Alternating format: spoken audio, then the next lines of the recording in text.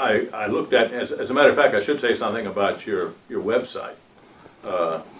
Relatively new site. Yes, sir. Lots of really good stuff on it. Lots of things about cleaning and maintenance. If somebody wants to find something, it's certainly there. Yes, sir.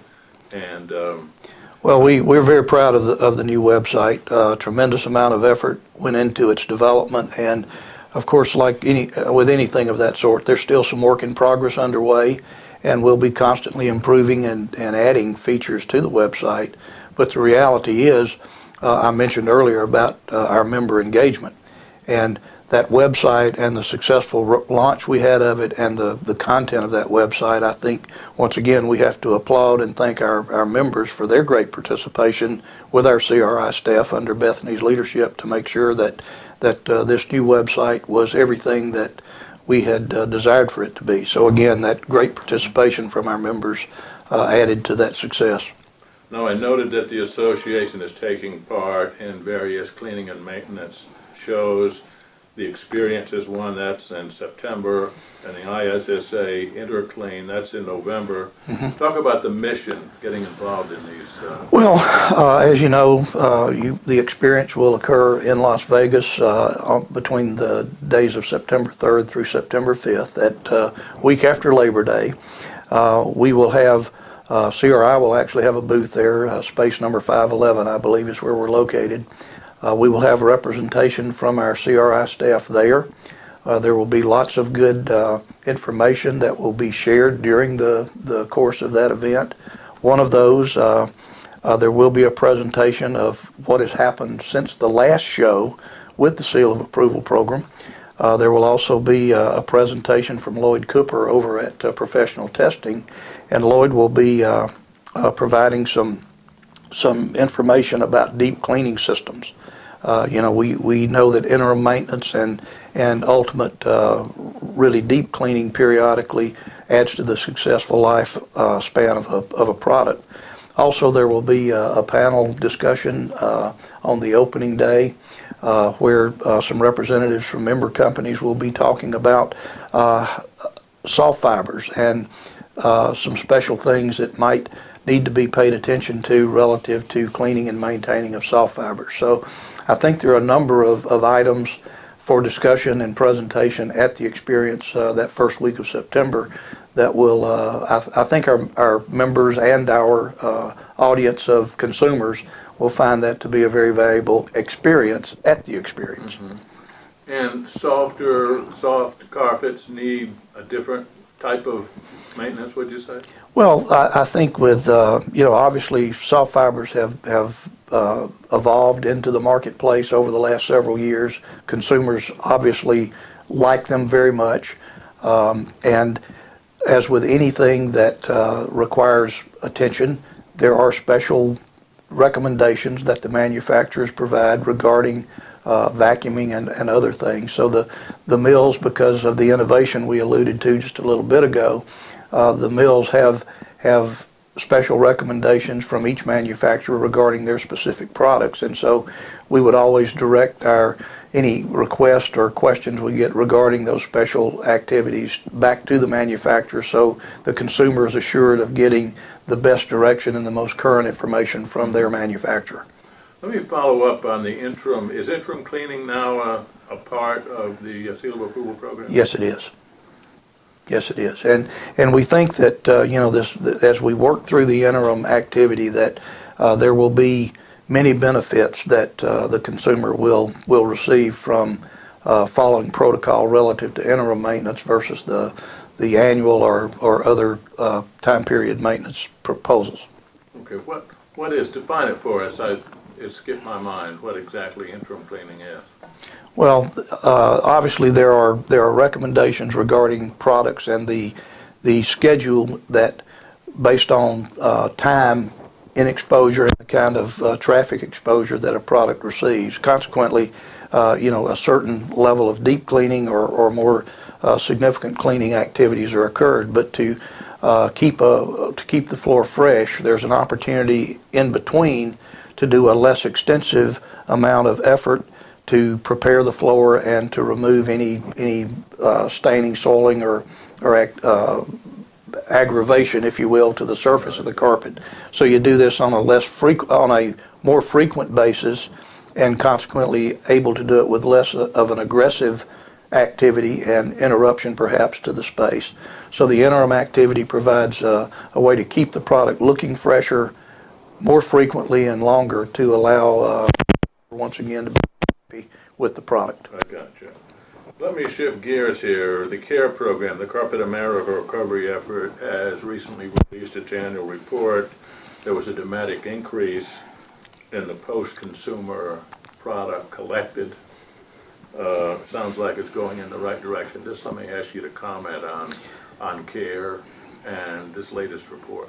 Well, I think we can all be proud of the efforts of CARE. You know, this was again an industry initiative that was focused on market-based solutions to finding ways to divert carpet from landfills. The objectives were to obviously have continuous improvement in that area, the metrics that are collected to identify how much materials are in fact diverted, and ultimately how many pounds of product are recycled each year. So the good news is that we have seen essentially continuous improvement over what's now almost 13 years of existence for CARE. And we were talking earlier about Bob Peoples and his role as the executive director of CARE. I think Bob's energy once again is focused on helping us make sure CARE meets its mission and we divert more product. The latest report does indicate that the activities of diversion are increasing. We can attribute that to a number of things. I think one of them is simply education and consumer awareness. One of the very significant things that CARE does is educate consumers and educate the general population about the need for diversion and ultimate reclamation of the product. I think we've also seen an elevated interest during this economy of entrepreneurs who find ways to recover the materials, process them, and ultimately direct those materials that are reprocessed into good end uses where the materials have a life after their time as a flooring material. So the economic opportunities have grown and expanded somewhat during this recent period of economic challenge. So those recycled products have ultimately had more value to a second life, if you will. So I think we can be encouraged that the attention and the awareness of all who participate in that life cycle of industry are making progress. They are committed to seeing this improve, and I feel good about what is happening with CARE. It's an organization that we believe is doing a good job supporting the mission for our members and for those others who participate in CARE as an organization.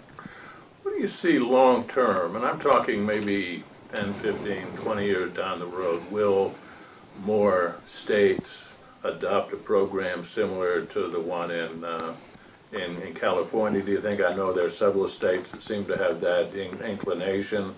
Without something like that, is there a greater percentage of growth across the country?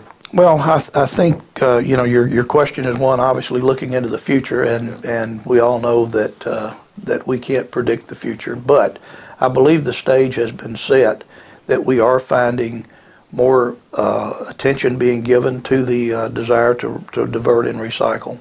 I think we're seeing entrepreneurs that are finding new solutions both technologically and through innovation to be able to find ways to more effectively process and economically and efficiently be able to recover those materials. My hope would be that personally that we would not see further EPR legislation and regulation, but that market-based solutions would be the ones that drive the growth of diversion and the improved recycling of materials. Ultimately, let the economy and the basics of economics drive the solutions rather than burdensome regulatory activity. Is that one of the efforts of the CRI to help educate people perhaps state legislators and others to the fact that there's more than one way to skin a cat? Yes, sir. That would certainly be a mission that we have. I will actually be making a trip to Washington, D.C. in the middle of September. One of the things on my agenda for discussion with the members of Congress and our representatives and senators is to help educate them further about what we have seen in terms of progress and the advantages that a market-based solution can ultimately have. But yes, I think it's important that we as CRI and CARE as its independent activity continue to educate and inform and ultimately help us drive to these market-based solutions as opposed to regulated ones. It would seem like many legislators who are putting pressure for the state to do something about carpet and other products are disinclined to really entertain the idea of market solutions almost. You've got an uphill job, it would say. Well, unfortunately, that's what makes horse races. People have opinions about how solutions should be derived, and I think the successful track record that we have with the billions of pounds that have now been diverted from landfills through the initiatives that CARE has supported and fostered, that I think that ultimately that proof will be in that pudding, because we're going to see continued improvement, I do believe, and we think ultimately the right things will prevail, and regulation is not in this case the right thing.